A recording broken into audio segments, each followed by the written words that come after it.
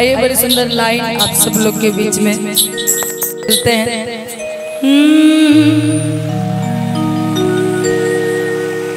आज जाना का पुर में मारा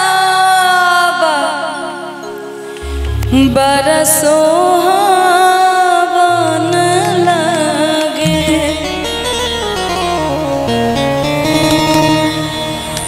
आज जानका पुर में मारा बरसों लगे सीता के चढ़े लामे दिया मन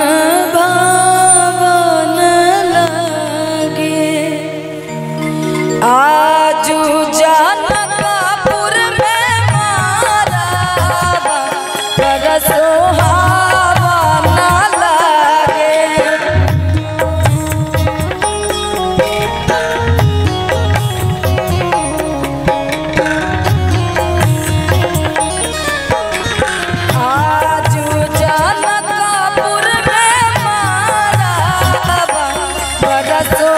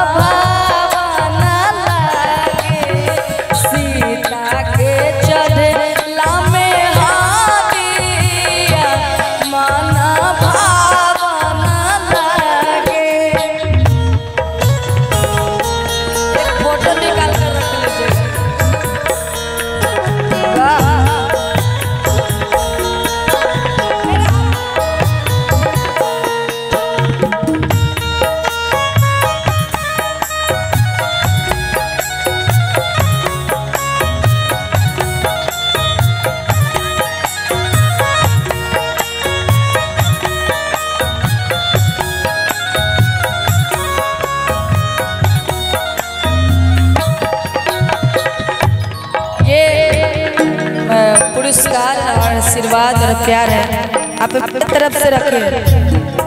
बिस्किट खाइएगा।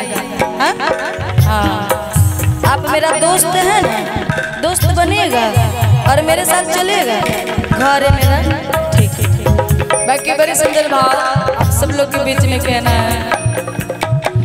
हरे हरे बसावा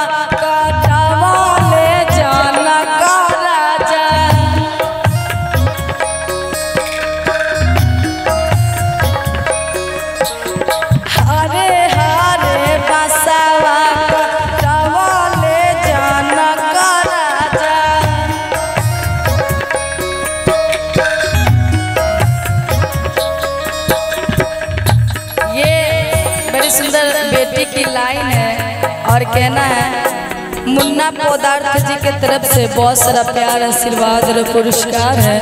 बहुत बहुत धन्यवाद। और ऐसे ही अच्छा कैमरा चल रहा है आप डांस करिए ना मजा आएगा। हरे हरे बसावा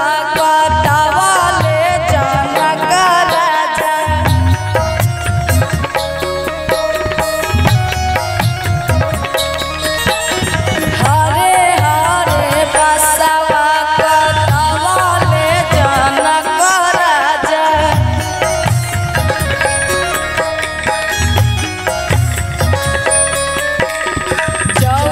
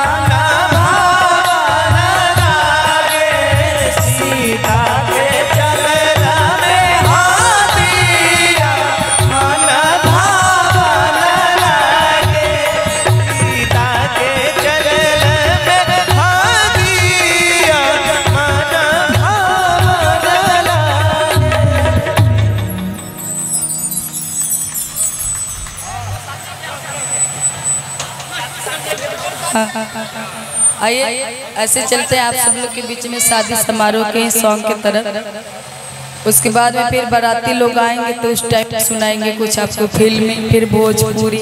हाँ अभी सब लोग बैठे हैं बड़े लोग, तो हम चाहेंगे कि सुनने वाला ही सॉन्ग हो तो अच्छा लगेगा। हाँ हाँ हम चाहेंगे कुंदन भैया का कोई फरमाइश हो आज नया, तो आप बताएं तो अच्छा लगेगा। शादी